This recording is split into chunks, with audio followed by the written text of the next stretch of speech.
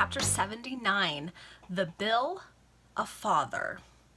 Okay, I have a feeling this is when Greenwood finds out he's a dad. Nothing could be more businesslike than the study of Mr. Greenwood. The sofa was heaped up with papers tied round with red tape and endorsed, some Corn Laws, others New Poor Law, a third batch Rottenborough Union, a fourth Select Committee on Bribery at Elections, and so on. So he's a member of the committee meant to investigate bribery in elections. Smart.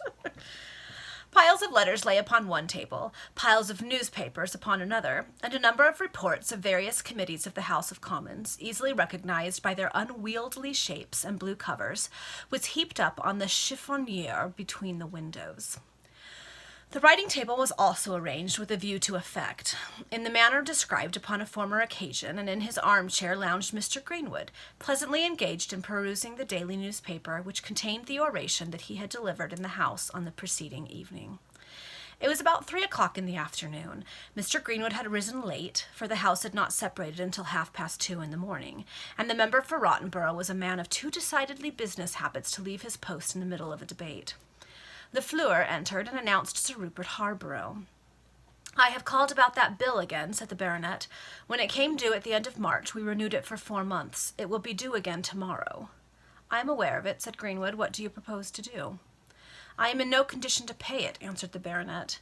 "You must provide a portion and renew for the remainder," said Greenwood. "It is impossible, my dear fellow," exclaimed Sir Rupert. "I am completely at low water mark again, upon my honour." "And yet I have heard that you and Chichester have not been altogether unsuccessful in the play world during the last few months," observed Greenwood. "Not so prosperous as you may fancy," returned the baronet. "Come, what shall we say about this bill? I have told you the bill was originally given for £1,500, for which I only had 1,000. "I don't recollect now," said Greenwood. "At all events it fell due, and fortunately I had not passed it away."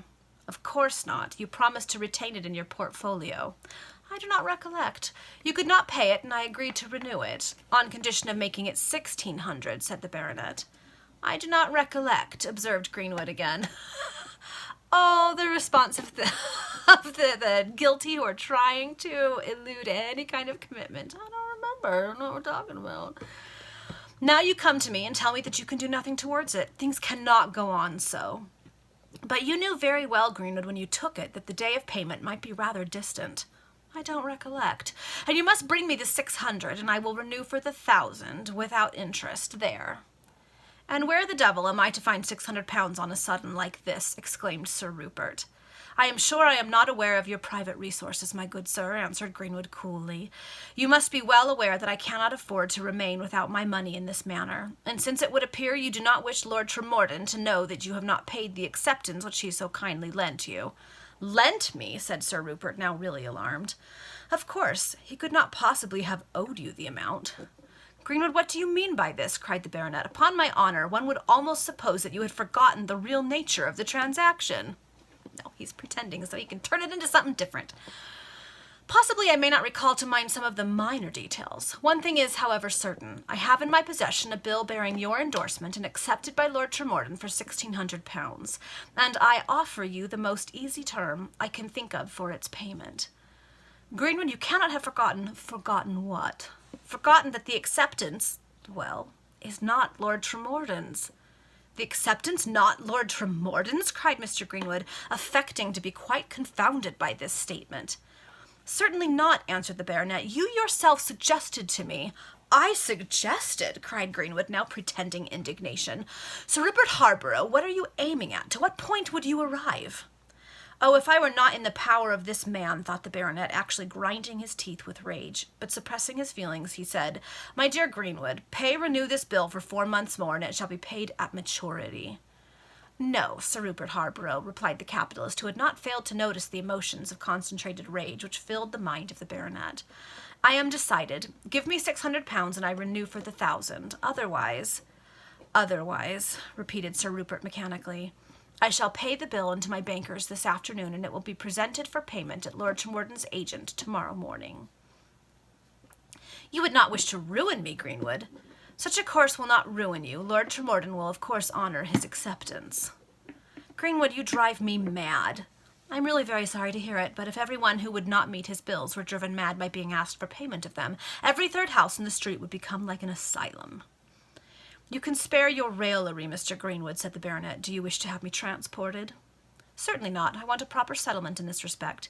And how can I settle the bill? Where am I to procure £600 at a moment's warning? A moment's warning? You have had 4 clear months. But I hoped you would renew the bill from time to time until I could pay it. You said as much when you lent me the money upon it. I don't recollect. You did indeed, and upon the faith of that promise, I don't recollect. What am I to do? Cried Sir Rupert despairingly. I have no means of raising half the sum you require. Then why did you take my money 7 months ago? Why did I take the money? Why did I take it? Because you yourself proposed the transaction. You said, bring me the acceptance of Lord Tremorden for £1,500 and I will lend you 1,000 upon it immediately. I don't recollect. You said emphatically and distinctively that you shall not call upon Lord Tremorden to inquire if it were his acceptance. Of course not. Amongst gentlemen such a proceeding would be unpardonable. Oh, Greenwood, you affect ignorance in all this, and yet it was you who put the infernal idea into my head. Sir Rupert Harborough, said the capitalist, rising from his chair, enough of this. I put no infernal ideas into anyone's head. Settle the bill in the way I propose, or it shall take its course. But you will send me to the Old Bailey, cried the baronet, whose countenance was actually livid with rage and alarm. And did you not send Richard Markham thither? Said Greenwood, fixing his piercing dark eyes upon Sir Rupert Harborough in so strange a manner that the unhappy man shrunk from that fearful glance.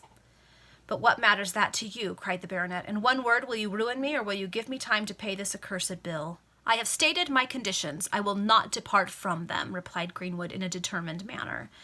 You have plenty of time before you. I will keep the bill back until tomorrow morning at 12 o'clock. Very good, sir, said the baronet, scarcely able to repress his rage. Sir Rupert Harborough then withdrew, a prey to feelings more easily imagined than described. Why should I allow this gambler to retain my money without even paying me the interest, said Greenwood to himself when he was alone again. I can keep him in my power as well with a forged bill for 1,000 as for £1,600. As for his wife, the beautiful Cecilia, I am now wearied of that intrigue, which moreover becomes too expensive. Lady Cecilia's extravagance is unbounded. I must put an end to that connection without delay.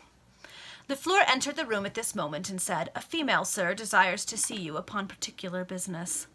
Is it anybody who you know? Lafleur replied in the negative. Never mind, I will see her, said Greenwood, and unaware who she might be, he seated himself at his writing table, where he appeared to be profoundly occupied with some deeds that were lying before him. In a few moments, Marian entered the room. Well, my good woman, what is the object of your call? Demanded Greenwood. I am the bearer of a letter, sir, from Miss Monroe, was the reply. From Miss Monroe, said Greenwood, and he hastened to peruse the letter which the servant placed in his hand. Its contents ran thus.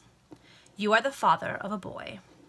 The excellent woman who bears this will explain everything to you. I should not recall myself to your memory if you have forgotten the mother of your child. Did not a sacred duty toward the female whom I have alluded to, and towards the helpless infant who perhaps will never know a parent's care, compel me thus to address you? The kind woman who will give you this expended £40, all her little savings, to save me from disgrace. The surgeon to whose care the child is entrusted must receive a small allowance for its support. If you ever entertained one generous feeling towards me, relieve my mind on these 2 subjects. Ellen Monroe. For some minutes, Mr. Greenwood appeared to be absorbed in thought. He then questioned Marian relative to the particulars of Ellen's accouchement, and she detailed to him every particular with which the reader is already acquainted.